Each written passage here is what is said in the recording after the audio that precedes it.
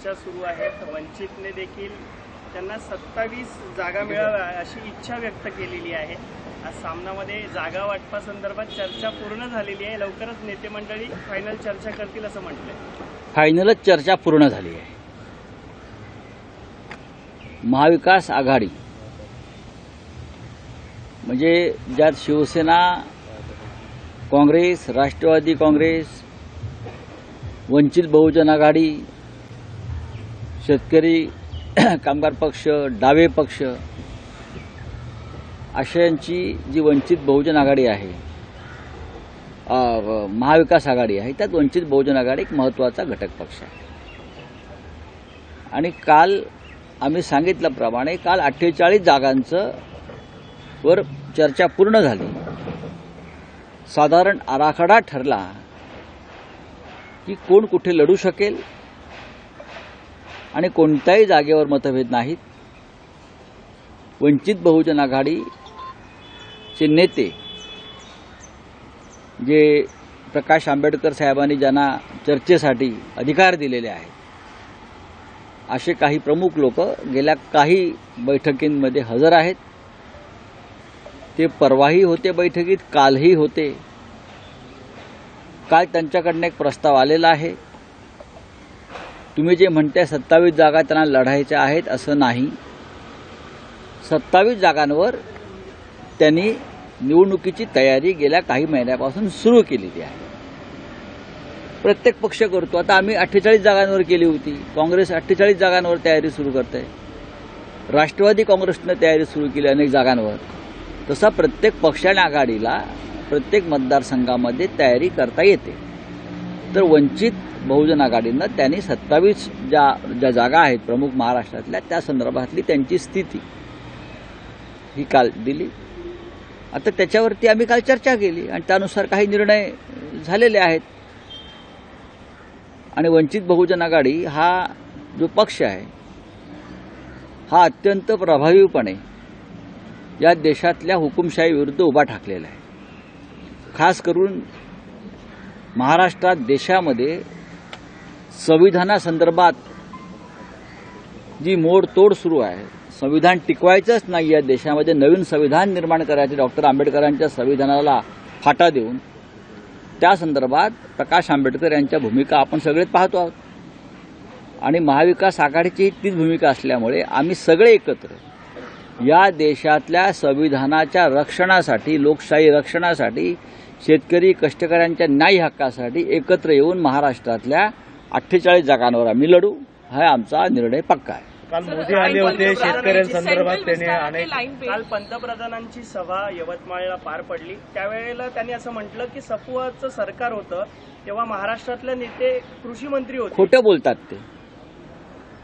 प्रधानमंत्र्यांनी खरं म्हणजे खोटं बोलू नये। प्रधानमंत्र्यांनी आपले आधीचे वक्तव्य आठवायला पाहिजेत।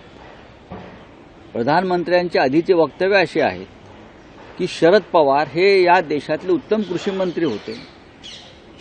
यूपीए सरकारमध्ये जेव्हा नरेंद्र मोदी यांच्या संदर्भात एक वेगळी भूमिका घेतली होती असहकार्याची गुजरातच्या मुख्यमंत्र्यांबरोबर, तेव्हा कृषी मंत्री शरद पवार हेच नरेंद्र मोदींना गुजरातच्या कृषी सहकार या सगळ्या संदर्भात आवर्जून मदत करत होते। राजकारणापलीकडे जाऊन हे नरेंद्र मोदी यांनी वारंवार जाहीर सांगितलेलं आहे। आता एखाद्या गावात येऊन जर निवडणुकीच्या संदर्भात त्यांना काही खोटं बोलायचं असेल तर ते खोटं बोलू शकतात। जसं मोदी यांनी सांगितलं होतं की शरद पवार यांचा हात धरून मी राजकारणात आलो। शरद पवार माझे राजकीय गुरु आहेत।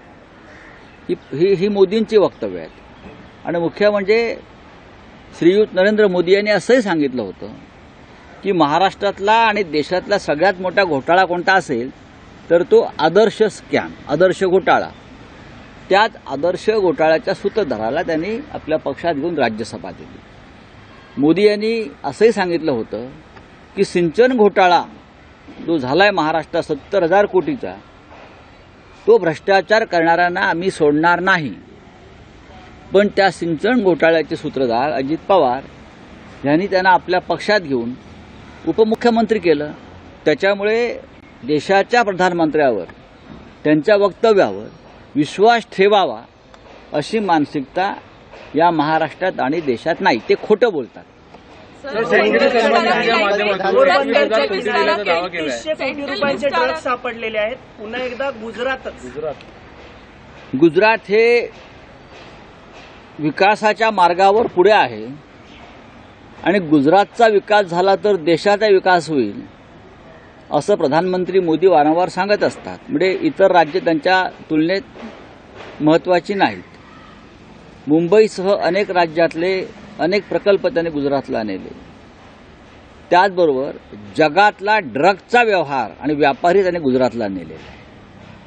हे त्यांनी मान्य केलं पाहिजे. गेल्या काही काळापासून लाखो कोट्यावधींचं, हजारो कोटींचं अंमली पदार्थ वेगवेगळ्या पद्धतीचे हे फक्त गुजरातच्याच बंदरावर येतात, उतरवले जातात आणि संपूर्ण देशातली तरुण पिढी ही नासवण्याचा प्रकार हा गुजरातच्या भूमीतून होत असेल तर नरेंद्र मोदींनी महाराष्ट्रात येऊन आम्हाला ज्ञान देण्यापेक्षा, प्रवचनं झोडण्यापेक्षा या देशाच्या गृहमंत्र्यांनी सुद्धा गुजरातमध्येच ड्रग्ज हजारो कोटीचं का उतरत आहे ह्याच्यावरती जर महाराष्ट्राला, देशाला मार्गदर्शन केलं तर बरं होईल. आपण पाहिलं असेल नाशिक, पुण्यामध्ये ज्या प्रकारे किंवा मुंबई शहरात ज्या प्रकारे ड्रग्जचा फैलाव झालेला आहे, हे सगळं ड्रग्ज गुजरातच्या मार्गानं या भागात महाराष्ट्रामध्ये पोचत आहे. गुजरातचा उडता गुजरात झालाय, पण त्याचबरोबर त्यांना महाराष्ट्रासारख्या राज्यांचाही उडता महाराष्ट्र करायचा आहे का, हा माझा प्रश्न आहे. महाराष्ट्रामध्ये आपण पाहिलं असेल पुण्यातलं चित्र त्या दिवशी वेताळ टेकडीवरचं. तरुण पिढी नशेच्या अंमलात जाऊन कशी रस्त्यावर पडते आहे, ललित पाटील कसा पळून जातो आहे. ही ड्रग्ज मुक्तीची कारवाई नाही आहे. काही पकडलाय, काही पसरलाय. सेंट्रल विस्तारा की लाइन पे अभी महाराष्ट्र गवर्नमेंट ने अपने बजट में अनाउंस किया था कि महाविस्तार समान एक प्रोजेक्ट होगा, 7,500 करोड़ से भी ज्यादा उसकी लागत होगी फॉर रीडेवलपमेंट ऑफ मंत्रालय end other administrative buildings. Do you think कि ये इतना जरूरी है, इतना पैसा रीडेवलपमेंट के लिए? जो एग्जिस्टिंग बिल्डिंग्स है उनकी हालत काफी बेटर है. अभी तो मंत्रालय का निर्माण तो नया ही हुआ था. अभी उस बारे में सभी से चर्चा करनी चाहिए. महाराष्ट्र का जो एमएलए हॉस्टल है पहले से तोड़ दिया है. मेरे पास उस बारे में ज्यादा जानकारी नहीं है. हमारे विधानसभा के जो नेता है वो ज्यादा बात करेंगे. लेकिन सेंट्रल विस्टा की क्या हालत है दिल्ली में, वो जाकर एक बार देखनी चाहिए. जो संसद भवन बनाया है वो ना काम करने लायक है ना बैठने लायक है. एक 5 स्टार जेल बन गया है. वो जो ऐतिहासिक धरोहर थी हमारी, जो हमारा ऐतिहासिक पार्लियामेंट था, हम चाहते हैं कि जब हमारी सरकार आएगी तो फिर एक बार हम उसी हिस्टोरिक बिल्डिंग में हमारा पार्लियामेंट सेशन शुरू करेंगे. सत्ताधारी सरकारमधील नेत्यांच्या कारखान्यावर सरकार मेहरबान आहे. 2014 में जब वो आए थे तब 300 पार किया गया था. 2019 में जब आए तो 350 और अब 400 के पार. इसी के उन्होंने नहीं, बहुत कम बोला है 400 पार, 600 पार बोलना चाहिए. लोकसभा में लगभग 540 या 548 सीटें हैं, तो 50 ज्यादा सीट अगर बोलते तो महाराष्ट्र की जनता तालियां बजाती. यवतमाल की बात छोड़ दीजिए. सबसे ज्यादा किसानों की आत्महत्या यवतमाल वाशिम में हुई. आपको मालूम है प्रधानमंत्री जी आपने क्या किया? 2000 से ज्यादा किसानों की आत्महत्या विदर्भ में हुई है. और यवतमाल वाशिम जहां पीएम साहब का कल रैली हो गई, वहां सबसे ज्यादा किसानों ने आत्महत्या की है. झूठ बोलते हैं प्रधानमंत्री. रैली में जब आते हैं तो झूठ बोलते हैं. ये झूठ बोलने की नशा है और ये नशा कहां से आती है मुझे मालूम नहीं. प्रधानमंत्री पद पर बैठा व्यक्ति इतना झूठ कैसे बोल सकता है? सत्ताधारी नेत्यांच्या कारखान्यावर सरकार मेहरबान आहे. सहकारी बँकेकडून मदत म्हणून 2014 के पहले जो कृषि मंत्री थे वो इस देश के अब तक के बहुत ही बेहतरीन कृषि मंत्री थे. और ये सर्टिफिकेट खुद नरेंद्र मोदी जी ने दिया है पवार साहब को कि शरद पवार साहब one of the best agriculture minister थे. ये खुद नरेंद्र मोदी जी ने कहा है, हमने नहीं कहा है. जब ये गुजरात के मुख्यमंत्री थे नरेंद्र मोदी जी, तब यूपीए सरकार के साथ उनकी अनबन होती थी. और एक तरह से गुजरात के ऊपर केंद्र सरकार एक अघोषित बहिष्कार डाला था, तब सिर्फ शरद पवार साहब जो कृषि मंत्री थे वही नरेंद्र मोदी जी को कृषि के क्षेत्र में पूरे गुजरात को मदद करते थे। ये मोदी जी ने बार बार कहा है। अब अगर झूठ बोलते हैं महाराष्ट्र में तो अब उनके ऊपर कौन विश्वास रखेगा। ये तो इतने झूठ बोलते हैं, सिंचन घोटाला महाराष्ट्र में हुआ है 70,000 करोड़ का। दूसरे दिन सिंचन घोटाले के सूत्रधार अजित पवार को अपने पार्टी में लेकर डेप्यूटी सीएम बनाते हैं। आदर्श स्कैम, सबसे बड़ा स्कैम देश का, डिफेंस का, वही आदर्श स्कैम के सूत्रधार अशोक चव्हाण को अपने पार्टी में लेकर राज्यसभा देते हैं। तो ये मोदी जी के ऊपर कौन विश्वास रखेगा। सर, मनोज जरांगी पाटिल को लोकसभा सीट देनी चाहिए। बीबीए की तरफ से प्रस्ताव आया था मनोज जरांगी पाटिल को लोकसभा सीट देनी चाहिए। हमारे पास कोई प्रस्ताव नहीं है। सर, उन्होंने प्रेस रिलीज, हमारे पास कोई प्रस्ताव नहीं है। हमारे यहाँ सिर्फ सीट शेयरिंग की चर्चा होती है, कौन कौन सी सीट पर लड़ेगा, कितने सीट पर लड़ेगा। कोई उम्मीदवार किसी का मन में होगा, उनकी व्यक्तिगत बात होती है। महाविकास आघाड़ी में इस प्रकार का कोई प्रस्ताव नहीं आया है। एक तरफ अपोजिशन बोलती है कि उद्धव ठाकरे और शरद पवार के वर्ड्स जो है वो जरांगे पाटिल बोल रहे हैं अभी, और इस तरह से बीबीए का ये प्रेस रिलीज निकालना या फिर ये बताना, हमें मालूम नहीं, हमारे पास इस प्रकार का कोई प्रस्ताव नहीं है। हम जब महाविकास आघाड़ी के लोग बैठते हैं तो सिर्फ सीट शेयरिंग, कौन कहाँ सीट लड़ेगा उसके ऊपर चर्चा होती है। अगर कोई किसी को उम्मीदवार बनाना चाहता है महाविकास आघाडी का तो उसके ऊपर चर्चा नहीं होती। अनेक लोकांची देखील नावं समोर आली होती। अनेक म्हणजे कोण? त्यांच्यावर गुन्हा दाखल झाला। अत्यंत सूडबुद्धीनं राजकीय हेतूनं प्रेरित होऊन गुन्हा दाखल झालाय। या संदर्भात संपूर्ण चौकशी झाली। बडगुजर यांच्या याच्यामध्ये कुठेही संबंध नाही। ते आमचे जिल्हा प्रमुख आहेत। खरं म्हणजे ज्या कार्यक्रमाला बडगुजर गेले होते त्या कार्यक्रमाचं नियोजन आयोजन हे भारतीय जनता पक्षाच्या पदाधिकाऱ्यांनी केलं होतं। त्यांच्यावर कारवाई झाली नाही। त्या कार्यक्रमामध्ये भारतीय जनता पक्षाचे नाशिकमधले बहुतेक सगळे पदाधिकारी हजर होते, त्यांच्यावर कारवाई झाली नाही।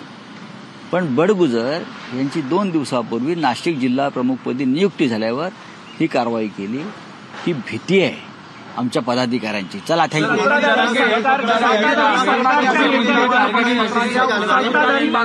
गुजरात में ड्रग्स पकड़ा गया, उड़ते गुजरात की बात कही, महाराष्ट्र के बारे में, ड्रग्स के बारे में बात की, क्या कहना चाहिए? देखिए, पूरे देश अगर बात करें तो सबसे ज्यादा ड्रग्स की खेप जो आती है, चाहे अफगानिस्तान से हो चाहे और देश से हो, वो सिर्फ गुजरात में ही क्यों लैंड होता है।